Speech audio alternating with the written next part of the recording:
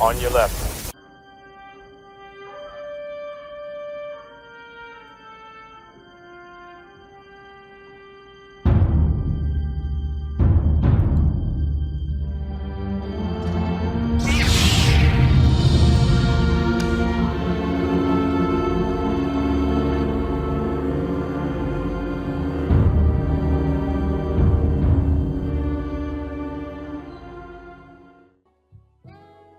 The job as a colonizing agent is to serve on behalf of the larger culture, to acculturate the community to work within the confines of what's acceptable by the state.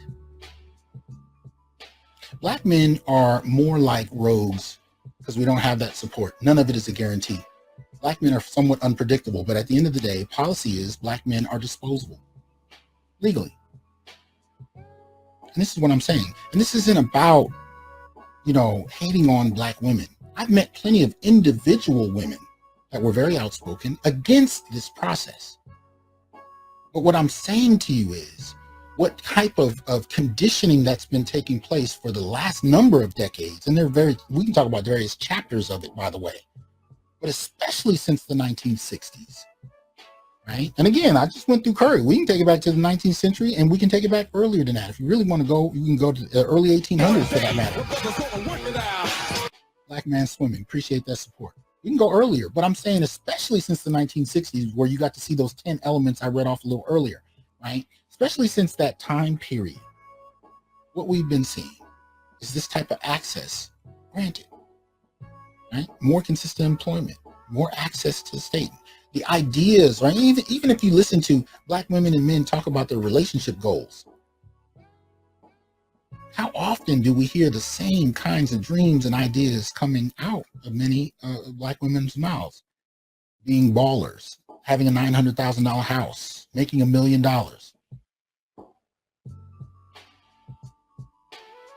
They'll be 50, they'll be 45 years old, still waiting on their $1 million, gift, and only dating men who earn a certain amount. I mean, it's ridiculous, but that's been a conditioned response. And when I say conditioned, meaning it's been rewarded. You develop and take on these outlooks. And of course, that doesn't even speak to the fact that they can be passed down within your own family. And why not? Because black men actually become a detriment in some contexts. To be able to receive and get the bag, to be able to get the resources that I laid out earlier in terms of the incentives to participate. In order to get those things, in many instances, black men become a detriment, especially if they have any prison records, if they have any incarceration on their record, right? They become an impediment to you having access. So why wouldn't that be passed down from grandmother to mother to daughter? The idea, what do we hear? I can do bad on my own, meaning basically I can do better without you. If anything, you're an anchor on my ability to transition and move in society. I mean, this is something we even heard Whoopi Goldberg tell comedian Monique. You really want to advance your career? Leave your husband. That's what she told her. Leave your husband, that black man. Monique said, I can't do that. That man's done too much for me. Whoopi just looked at her. Right? But that's the idea I'm talking about.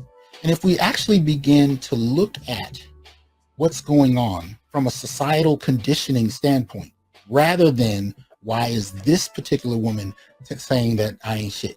Why is this particular woman saying that those black men over there don't matter and that they're disposable, or that they're bullet bags, or that they deserve what they're getting, or that they can't wait till more of them die? Instead of individualizing the type of misandry we hear, let's step back a little bit and look at the conditioning. What are they being conditioned to do? What type of outlook are they being conditioned to have? So again, when I talk about colonizing agents, what I'm essentially saying is that she's incentivized to work in ways that conform to the way the state functions, and you have no such support framework. And the only way you can participate in her life is to conform, but under her direction and under her leadership. And if you buck that, you're a problem. And I'm saying if we start to look at it from a colonizing standpoint rather than an individualizing one, we can move away from discussions about attitude and entitlement. And y'all know I've been talking about entitlement for the last number of years because I've seen it, but it's not really entitlement when I looked at it in depth. It's a product of a very specific type of rewarded and incentivized programming. And she actually can eat if she conforms. We've seen it. The interview I did with Kevin on my Institute for Black Male Studies channel, one of the things he talked about in that interview was when he was in college and he was broke. And he went over his girl's house and she too was broke. But she was on food stamps. She had lobster, crab, shrimp in the refrigerator. He had top ramen. It never even dawned on him to even try to apply for food stamps. But more than that, he likely couldn't have got it anyway. But the point being, she was rewarded for her participation, for her willingness to engage. Whereas you have a population of men that doesn't have that kind of access.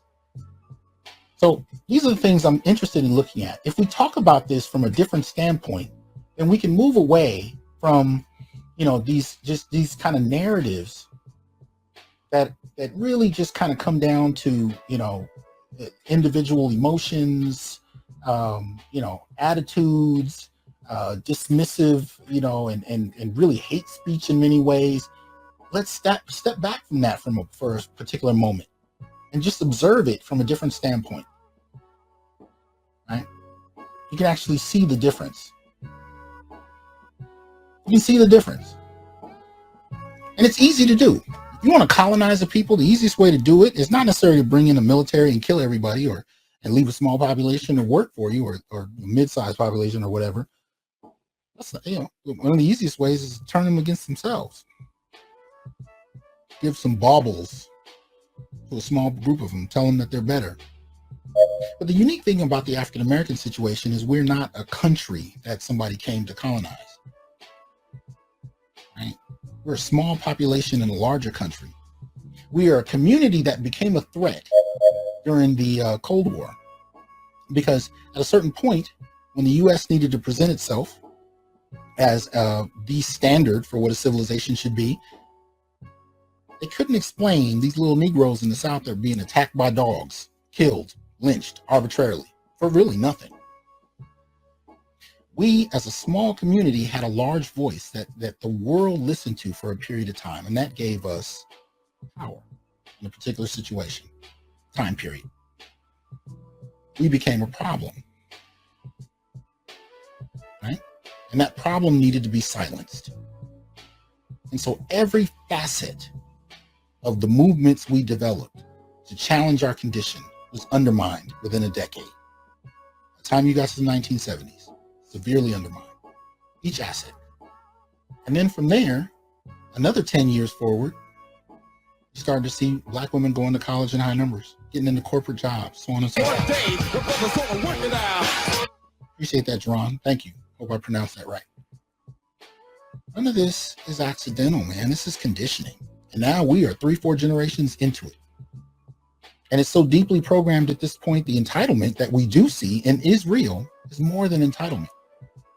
It is part of how a system functions, right?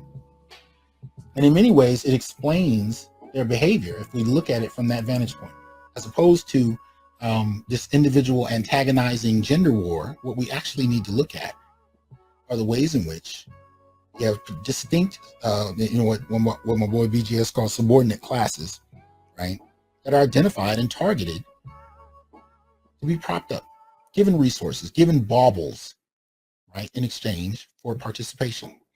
And when you've been raised in 3-4 generations of it, you don't see it. It just is what it is. Women in your family tell you don't need men. You can have a baby on your own. You don't need to make decisions. You don't need to, or I should say, you don't need him to help make decisions. In fact, you can have a baby without him and get more support. You don't need him.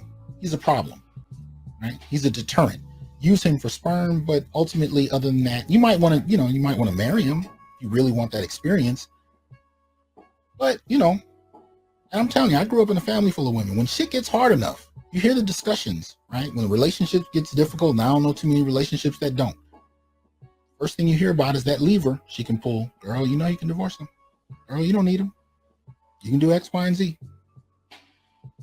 If he cheats, you need to get a divorce to punish him and continue to punish him through the courts. If you cheat, it's because you've been abandoned, you've been abused, you've not been treated well, even if you have been. But this one-way dynamic is not an accident. It's been conditioned into generations of these women, and it's such that we expect it. We don't even have a language for making sense of it, which is why I'm up here tonight talking about colonizing agents. I'm doing so because we haven't developed a language for it. We haven't been able to. We have not been given permission to. Because the only time we can be strong and be accepted as good men is if we defer to the worldviews and outlooks of Black women. And when you challenge that dynamic and you say things that go against that, problem. Don't believe me? Try and become a professor and talk about this stuff and see what happens to you. Right? This goes beyond that. But the benefits of actually being able to look at it from this kind of standpoint, I think, is that I think it better explains their behavior. It better explains the animosity. It better explains the misandry. It's not a misandry that comes out of nowhere. It's an association of Black men with negativity, with lack, with poverty, with a confrontation with the police or social workers. Black men become associated with these things because we don't have that same kind of access. We become intimately aligned in the experience of even young girls, especially out of the 60s and 70s, but much earlier than that as well, right? We become intimately tied to trauma and difficulty simply because we do not have the same access. For Black men to do well, they have to traverse society. They don't get a leg up. That's why I've been saying for the longest, since BGS and I went through the BLS data months ago, Black men are doing better and worse than Black women. But to those that are doing better, it's not because they've received any type of real support. It's in spite of lack of support. And nobody wants to talk about that. And that's a fundamental issue. It's a demonstration of misandry in one sense, but it's also a clear statement about how much Black men don't matter.